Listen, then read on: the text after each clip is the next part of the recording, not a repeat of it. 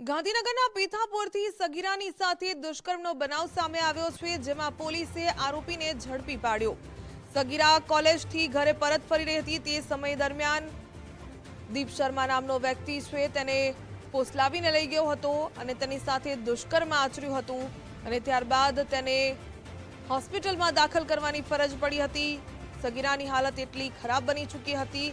17 વર્ષીય સગીરા છે તેની સાથે યુવક સંપર્કમાં આવ્યો હતો તેવું પોલીસે નિવેદન આપ્યું છે। સગીરાએ હોટલમાં તેના મિત્ર સાથે શરીર સંબંધ બાંધ્યો હતો અને તે દરમિયાન તેને ભારે રક્તસ્રાવ થતા તેને હોસ્પિટલમાં દાખલ કરવી પડી હતી અને તે દરમિયાન ઇન્ફેક્શન અને ભારે રક્તસ્રાવને કારણે આ સગીરાનું મોત નીપજ્યું।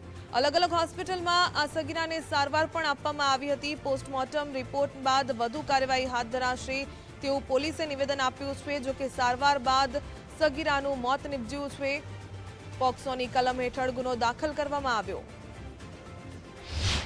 અગસ્ટના રોજ પેથાપુર પોલીસ સ્ટેશનને કેસની માહિતી મળી હતી। આ કેસમાં એવું હતું કે એક 17 વર્ષ અને 10 મહિનાની છોકરી અને એનો ફ્રેન્ડ રિલેશનશિપમાં હતો અને એના એક દિવસ પહેલાં 6 ઓગસ્ટના રોજ એ બંને લોકો એક હોટલમાં સંબંધ બાંધેલા હતા। આ સંબંધ બાંધ્યા પછી છોકરીના ગુપ્તાંગમાંથી લોહી નીકળતું હતું, જેના કારણે એ આ છોકરા સાથે પોતાના બોયફ્રેન્ડ સાથે ही હોસ્પિટલમાં સારવાર માટે ગઈ હતી।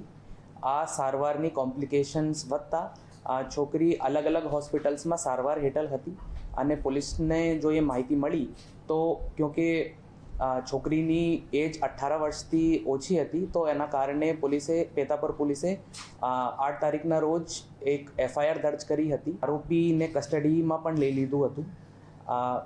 વધતા હેલ્થ કોમ્પ્લિકેશન્સના કારણે ગઈકાલે મોડી રાત્રિ છોકરીનું નિધન થઈ ગયું છે અને આજે એનો ફોરેન્સિક પેનલ PM પણ કરવામાં આવ્યું છે।